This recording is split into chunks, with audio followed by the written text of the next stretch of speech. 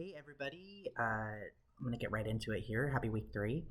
What thoughts do we have about the traumatic reenactments and the purpose that they may serve for trauma survivors? So, through these chapters that we read this week, we learned that individuals who engage in like risky behavior might be seeking to like gain mastery or resolution over their experiences.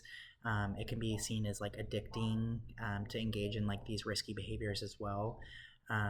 And so they might find boredom, unfortunately, in their everyday lives just because of the chaos that they've ensued. But then also, like, another purpose might be that so we can use some of the biological responses that they're having.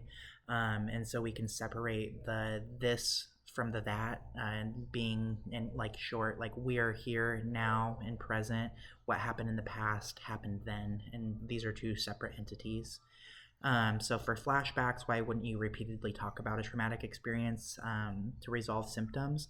I think that, in short, a great answer would just be to avoid the risk of re-traumatization that heightens symptoms rather than, aiding a pathway to a baseline or a present experience that, I was just kind of talking about. And I think that it's also important to understand that clients, it might be impossible for them to even articulate what has happened to them because of the isolated or like fragmented memories that they have that don't provide like a clear pathway or a narrative of the event. So that might, be a kind of a bad way to just like repeatedly talk about something.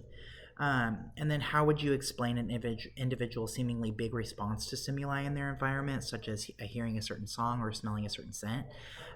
So I think that this, when you're explaining this to a client, especially, it allows for like a great like psychobiological education surrounding like, the brain, the amygdala, the hippocampus, cortisol levels, and, the big old wrench that PTSD throws in there when we're measuring different levels and volumes in the brain.